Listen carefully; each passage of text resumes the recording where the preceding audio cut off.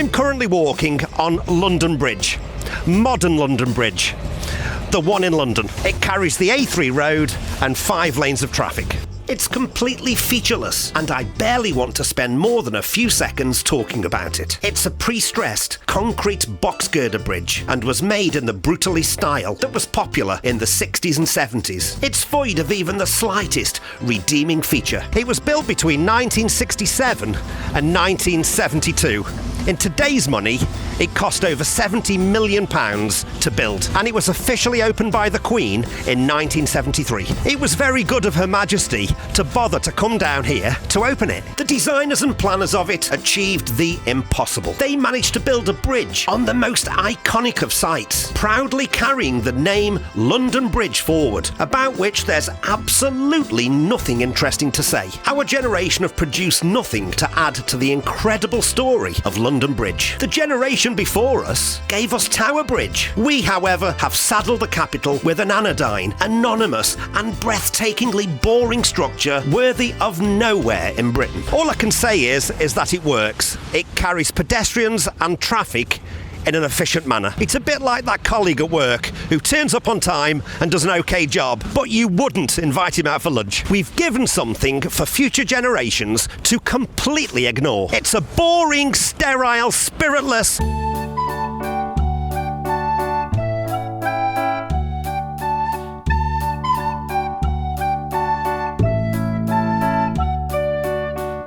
It's a banal, passionless pile of nothing, unbefitting of its rich history. But it wasn't always like this. London Bridge isn't the world's most famous bridge because of this monstrosity. It's famous because of a wonder of the world that was built 30 metres to the east of it. Stay with me for this video as I tell you the incredible story of the real London Bridge.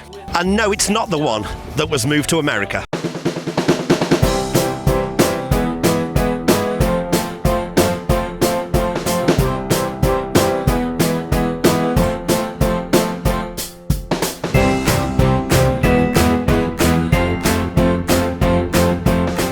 London Bridge is built on the exact spot as the old bridge it replaced, ironically known as New London Bridge.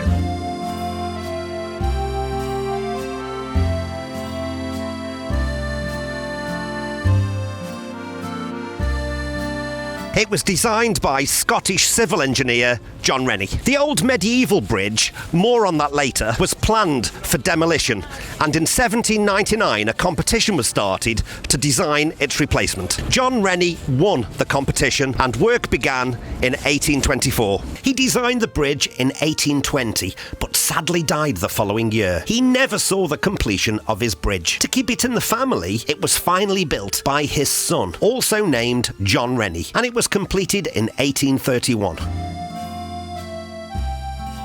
It was built 30 metres upstream from the medieval bridge it was replacing. For 6 years, they coexisted. Photography was in its absolute infancy in 1831, so sadly we have no photos. But we do have paintings of the two bridges straddling the water at the same time, with the medieval bridge in various stages of demolition.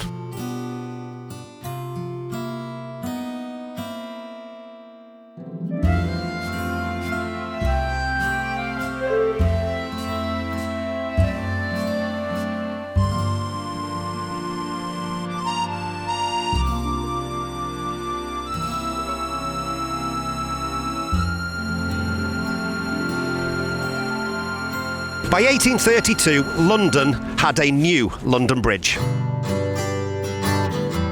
It stood for 130 years and it was majestic. It was rather plain, but it had a dignified elegance. It had one fatal flaw though. It was too narrow for 20th century traffic. It was fine for the horse and cart traffic that was using it in the 1830s, but by the time we got to the 1960s, it was obvious it had to go. It wasn't built for the enormous amount of cars and vans that needed to use it.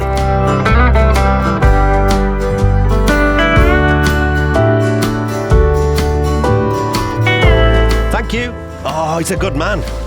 You asked for the laptop. Oh, yeah.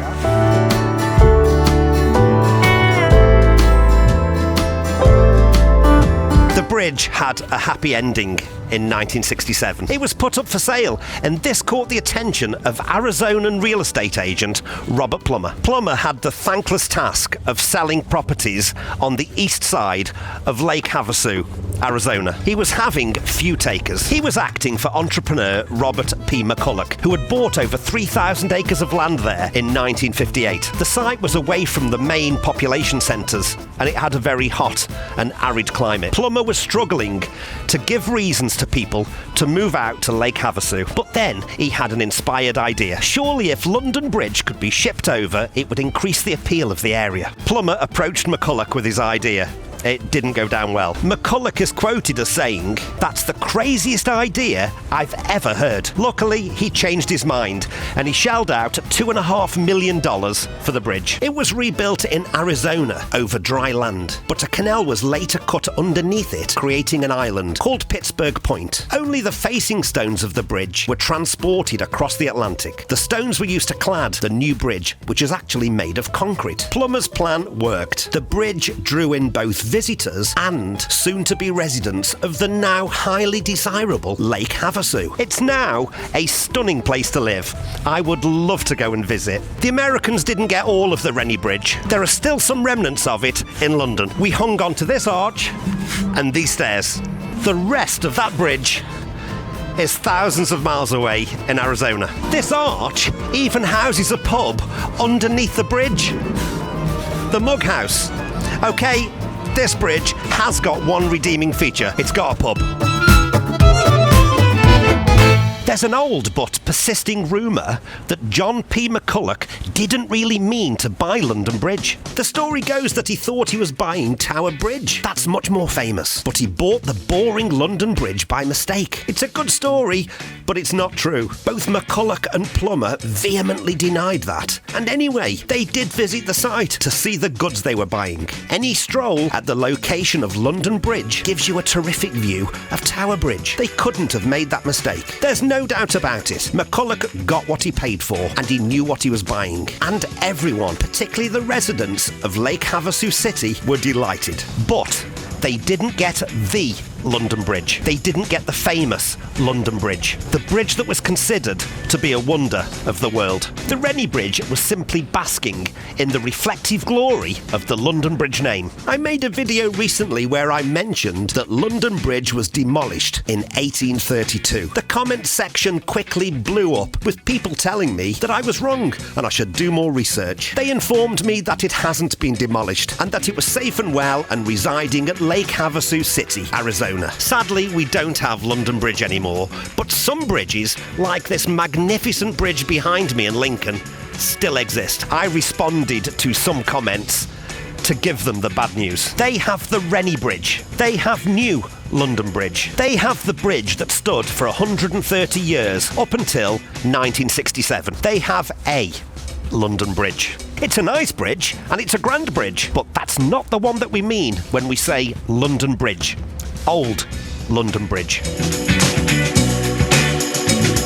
They don't have the awe-inspiring, incomparable, famous street above the river. I mean the original stone bridge, the living bridge, the medieval bridge, the legendary bridge that put London on the map.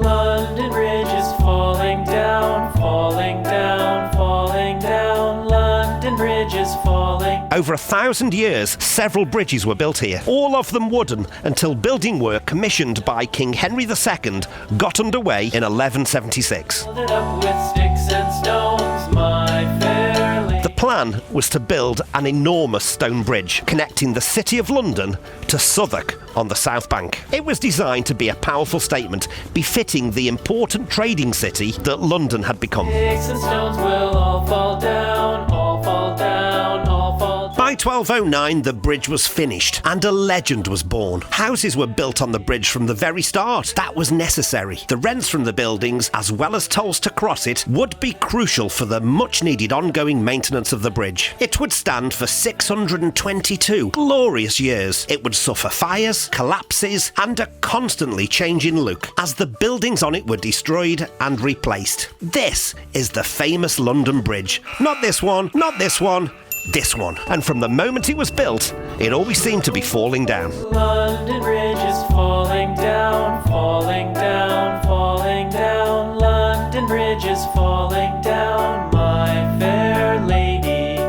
It's said that King Henry III's wife, Queen Eleanor, spent the rent and toll money on herself rather than on maintenance on the bridge. She's thought to be the fair lady in the children's nursery rhyme. London Bridge is falling down, my fair lady, and that's your fault. 5 of the bridge's arches completely collapsed into the Thames in 1281, followed by another huge collapse in 1437. Fire frequently ripped through the bridge. In 1212, a major fire of London spread along the bridge, reaching the chapel in the centre, trapping dozens of people. Some or all of these disasters could have been avoided with the proper care and maintenance that it was sorely lacking. So it's true, London Bridge was constantly falling down. The Great Fire of London actually caused less damage than the fire in 1212. It destroyed much of the ancient city, but as the flames ripped across the bridge, gaps in the buildings caused by previous fires created a fire break, stopping the flames in their tracks.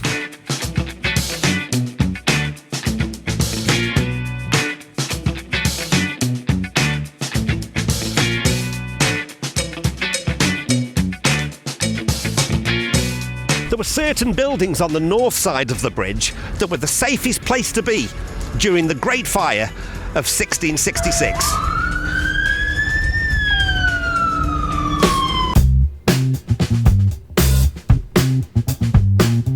If we could travel back in a time machine to the late 14th century, we'd find London Bridge at its best. It peaked at 140 houses, which also doubled as shops and businesses on the ground floor. It was a huge money-making operation, with rents collected from hundreds of businesses. It was the lifeblood of the city. It was its own ecosystem, its own community. It was like a town above the tidal river. It had its own way of life, high above the Thames. It was its own commercial hub. Please allow me just 20 seconds to plug this channel. Very Nearly Interesting is a brand new channel and I need all the help I can get. Please click that like button if you've enjoyed this video. That's how YouTube knows you like it and they'll show it to more people. And please consider subscribing. That way I might see you again. And now you can support the channel on Patreon, where you'll find exclusive content and a grateful me. There's a link in the channel description. Businesses flourished there. The shops had a captive audience. The foot traffic across the bridge would often get so busy it would take more than an hour to cross it. Paul Hentzner was a German diarist who published accounts of his travels around Europe in the late 1500s.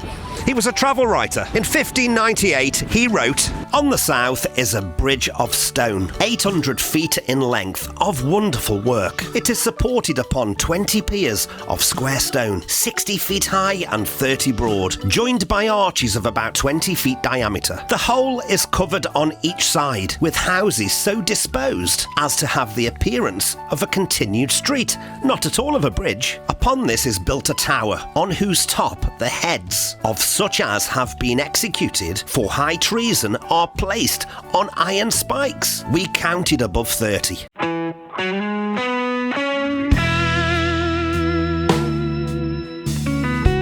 From 1305, it became tradition to display the heads of traitors on the stone gate as you enter the bridge from the south. It was a gory sight and no doubt served as a warning to would-be treacherous bridge crossers entering the ancient city.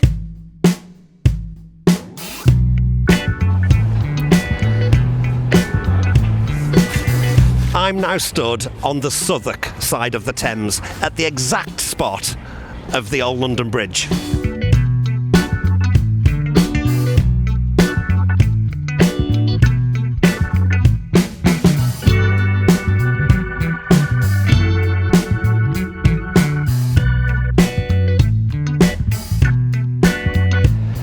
That terrible sight would be right there, and it would greet travellers from the south. The heads were dipped in tar to preserve them from the weather, and they were displayed on spikes.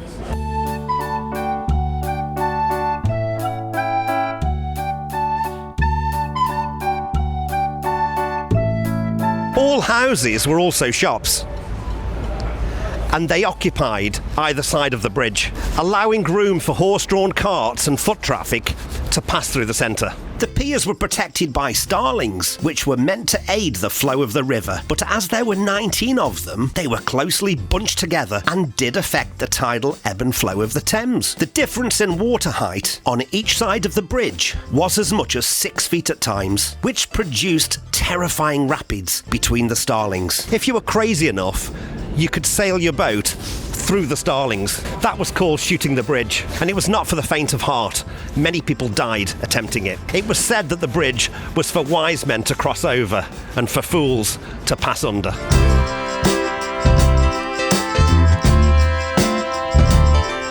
It was this restricted flow of the river that caused part of the Thames to freeze over during particularly hard winters, and they had a lot of them. The period from the 16th century to the 19th century was known as the Little Ice Age. This led to joyous occasions when Londoners could venture onto the Thames for frost fairs.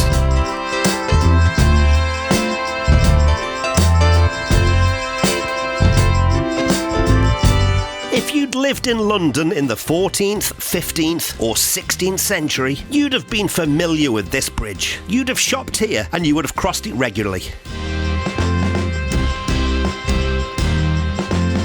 Congestion was a constant problem though. There just wasn't enough room for all the buildings, plus the constantly growing amount of traffic that needed to use the bridge. Something had to go. The London Bridge Act of 1756 signalled the end of the bridge buildings. They were all purchased and subsequently demolished. 550 years of continuous habitation on the bridge came to an end. It must have been devastating for the residents who were forced to move out. For a time, the bridge had a smart new look. It was given a balustrade and seating alcoves. Crossing it became much easier. The two central arches were replaced by the Great Arch in 1759. It was a single, very wide-spanned arch which helped to improve ship navigation. The bridge would limp on for a further 70 years before the final decision was made. London Bridge must come down. You can clearly see the Great Arch in this painting. Crowds of up to 5,000 a day gathered to watch its demolition and to say goodbye. Between London's monument to the Great Fire of London and St Magnus the Martyr Church is Fish Street Hill. It formed the approach to the old bridge on the city side. Imagine how many countless millions of journeys started here over 600 years.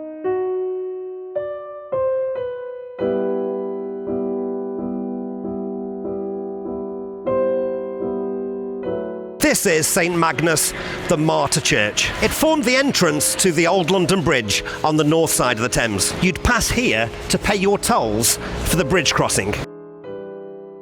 Sadly, nothing is left of Old London Bridge now, apart from two huge stones normally resident in this courtyard. Sadly, on the day of my visit, they've been covered over due to building works. If I'd have visited London at any time between 1209 and 1831, I would be stood right now at the entrance to the bridge. Now all you see is water. Now all you see is the Thames, where the Great Bridge once stood. But once, this was a place where thousands of people crossed the Thames daily. Hundreds of people lived, worked, and died on that bridge. Life happened right here, and now there's no sign of it. Every day, thousands of tourists visit that London Bridge. They've heard that it's famous. They reckon that it's worthy of a visit. They come, and then they trundle back to the hotels, wondering what all the fuss is about, when really, they should be down here. Too few people know the real history of London Bridge. You need some imagination these days, staring across the river. In my mind's eye, at least, I can see a whole sea of humanity, high up above the Thames. Close your eyes and you can hear the hustle and bustle of daily life. People were born up there above the water. Some people lived every day of their lives on that bridge. They were born, they were married, and they died on that bridge. I wonder if the footings of its 19 piers are still sat on the riverbed. I wonder what evidence of its very existence lies down there. In a more perfect world, Old London Bridge would still be there. And I would finish this video by climbing up onto the bridge with the crowds. And I'd stand there and I'd look into the camera and I'd say, I hope you've enjoyed this video. If you have, please click the like button. That way, YouTube will show it to more people. And then what I'd do is walk to the drawbridge in the middle. And I'd look at the camera and say, please consider subscribing. That way I might see you again. And then I'd jump into a motorboat and shoot the bridge in between the starlings. And at the top of my voice, I'd say into the camera, please have a look at some of the other content on the channel. There's lots of interesting things on there. Well, very nearly interesting.